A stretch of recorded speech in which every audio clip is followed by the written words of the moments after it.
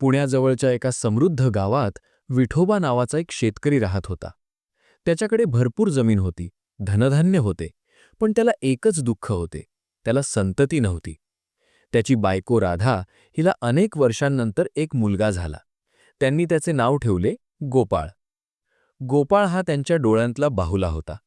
लहानपणापासून तो अतिशय हुशार आणि गोड स्वभावाचा होता. विठोबा आणि राधा त्याच्यावर जीव ओवाळत होते. गोपाळ जेव्हा 10 वर्षांचा झाला तेव्हा त्याला अचानक भयंकर ताप आला. विठोबाने गावातील सर्व वैद्य बोलावले, आजूबाजूच्या गावांतून हकीम आणले, पण काहीच फायदा झाला नाही. गोपाळाचा ताप चढतच गेला. त्याचे शरीर भडभडत होते. 3 दिवसांनी 4थ्या दिवशी संध्याकाळी गोपाळाने अखेरचा श्वास घेतला. राधावर जणू आकाश कोसळले. ती गोपाळाच्या मृतदेहाला चिकटून रडत होती. माझा गोपाळ, माझं बाळ, मला सोडून कुठे गेलास? विठोबा शब्दहीन झाला होता. त्याच्या डोळ्यांतून अश्रू वाहत होते, पण तो काहीच बोलू शकत नव्हता. गावातील लोक जमले. त्यांनी सांत्वन करण्याचा प्रयत्न केला. विठोबा, हे नशिबात होतं. आता त्याच्या अंत्यसंस्काराची व्यवस्था करा. पण राधा ओरडून म्हणाली, नाही, मी माझ्या गोपाळाचे संस्कार करू देणार नाही. तो झोपला आहे, मेला नाही. विठोबाने तिला समजवण्याचा प्रयत्न केला, पण ती ऐकेनाच. ती गोपाळाच्या शरीराला कवटाळून बसली होती. तेवढ्यात एक म्हातारा माणूस तिथे आला. त्याने विठोबाला विचारले, काय झालं? विठोबाने रडत रडत सगळं सांगितलं. म्हातारा म्हणाला, तुम्ही स्वामी समर्थांबद्दल ऐकलं आहे का? विठोबा म्हणाला, हो, ऐकलं आहे. ते अक्कलकोटला राहतात असं ऐकतो. म्हातारा म्हणाला, ते फक्त संत नाहीत, ते साक्षात भगवंताचे अवतार आहेत. त्यांच्यासाठी अशक्य काहीच नाही. तुम्ही त्यांच्याकडे जा. विठोबाने विचार केला. अक्कलकोट इथून 25-30 कोसांवर आहे. मुलाचा मृतदेह इतका वेळ कसा टिकेल? पण त्याच्या मनात आशेचा एक किरण दिसला. त्याने राधाला सांगितले, राधा, आपण गोपाळाला स्वामी समर्थांकडे घेऊन जाऊ. राधाने लगेच होकार दिला, हो, चला, कदाचित स्वामी माझ्या गोपाळाला परत आणतील. गावातील लोक म्हणाले, विठोबा, तू वेडा झालास का? मेलेल्या मुलाला इतक्या लांब कसं घेऊन जाणार? संस्कार कर आणि शांत बस. पण विठोबा आणि राधा कुणाचंच ऐकेनात. त्यांनी गोपाळाच्या शरीराला एका पांघरुणात गुंडाळले.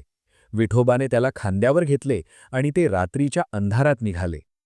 त्यांनी रात्रभर चालत प्रवास केला. सकाळ झाली, दुपार झाली, संध्याकाळ झाली, ते चालतच राहिले. विठोबाचे पाय फुगले होते, पण तो थांबला नाही. राधा त्याच्या मागे चालत होती, सतत गोपाळाचे नाव घेत होती. दुसऱ्या दिवशी दुपारी ते अक्कलकोटला पोहोचले. लोकांनी त्यांना स्वामी समर्थांच्या जागेची दिशा दाखवली. ते तिथे गेले. स्वामी समर्थ एका झाडाखाली बसले होते. भक्तांची गर्दी होती. विठोबा आणि राधा दूर उभे राहिले. ते जवळ जाण्याची हिंमत करू शकत नव्हते. तेवढ्यात स्वामी समर्थांनी त्यांच्याकडे पाहिले आणि म्हणाले, विठोबा, इकडे ये. तू इतक्या दूरवर का उभा आहेस? विठोबा धडधडत पुढे गेला. त्याने गोपाळाचा मृतदेह स्वामींच्या पायाशी ठेवला आणि हात जोडून म्हणाला, स्वामी, मी तुमच्यासारखा मोठा भक्त नाही. मी फक्त एक साधा शेतकरी आहे. पण मला तुमच्यावर विश्वास आहे. माझा गोपाळ, माझा एकुलता एक मुलगा, तो गेला. स्वामी, तुम्हीच आता माझी आशा आहात. राधा रडत म्हणाली, स्वामी, मी तुमच्या पायावर पडते. माझा गोपाळ परत द्या, त्याशिवाय मी जगू शकणार नाही. आजूबाजूचे भक्त कुजबुजू लागले. अरे, हे काय करतायत? मेलेल्या मुलाला घेऊन आलेत. स्वामी समर्थ काय करणार आहेत? पण स्वामी समर्थांनी सगळ्यांना शांत राहायला सांगितले. त्यांनी गोपाळाच्या शरीराकडे पाहिले. मुलगा मेल्यानंतर 2 दिवस झाले होते. त्याचे शरीर कडक झाले होते. रंग निघून गेला होता. स्वामी समर्थ उठले. त्यांनी गोपाळाच्या शरीराजवळ जाऊन त्याच्या डोक्यावर हात ठेवला आणि हरूच म्हणाले, गोपाळा, उठ बाळा, तुझे आईबाबा तुला बोलवतायत. काहीच झाले नाही. स्वामींनी पुन्हा म्हटले, गोपाळा, तुझी खेळायची वेळ आली, उठ. तरीही काहीच झाले नाही. आजूबाजूचे काही भक्त विचार करू लागले, आता काय होणार? पण स्वामी समर्थांनी तिसऱ्यांदा, आता थोड्या मोठ्या आवाजात म्हटले, गोपाळ, मी समर्थ तुला आज्ञा करतो, उठ. आणि त्याच क्षणी एक अद्भुत चमत्कार घडला. गोपाळाच्या बोटांनी हालचाल झाली. त्याच्या पापण्या उघडल्या. त्याच्या छातीत श्वास गेला. त्याने डोळे उघडले आणि आजूबाजूला पाहिले. आई, तो हळूच म्हणाला. राधा ओरडली आणि गोपाळाला कवटाळून घेतले.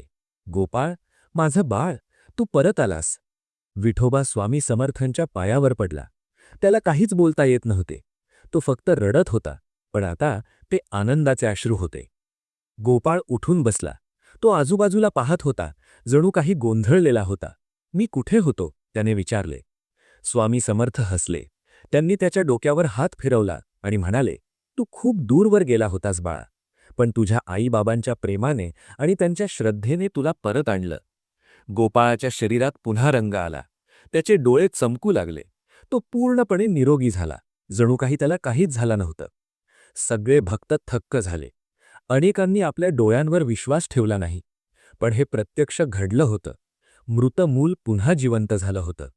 विठोबा म्हणाला, स्वामी, आम्ही आयुष्यभर तुमचे ऋणी राहू. आम्ही आपली काय सेवा करू? स्वामी समर्थ म्हणाले, मला काहीच नको. तुम्ही फक्त गोपाळाला चांगले संस्कार द्या. त्याला सांगा की जीवन ही एक देणगी आहे. या जीवनाचा उपयोग दुसऱ्यांच्या भल्यासाठी करा. आणि हो, प्रत्येक दिवशी माझं नाम घ्या. मी तुमच्याबरोबर असेन. विठोबा, राधा आणि गोपाळ स्वामींना प्रणाम करून निघाले.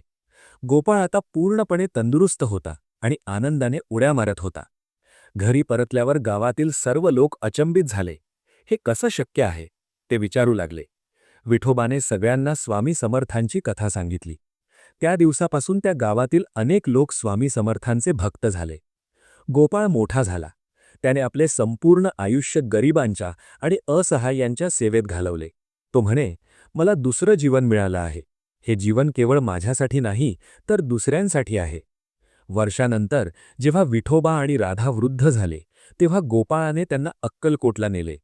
तिथे स्वामी समर्थांनी त्यांचे स्वागत केले. त्यांनी विठोबाला म्हटले, तुझी श्रद्धा पाहून मला आनंद झाला. जेव्हा सगळ्यांनी आशा सोडली, तेव्हा तू विश्वास ठेवला. हाच खऱ्या भक्तीचा अर्थ आहे. आजही महाराष्ट्रात ही कथा सांगितली जाते. जेव्हा कोणी आशा सोडायला जातं, तेव्हा त्यांना आठवण करून दिली जाते, विठोबाची आशा पहा. त्याने कधीच स्वामी समर्थांवरचा विश्वास सोडला नाही.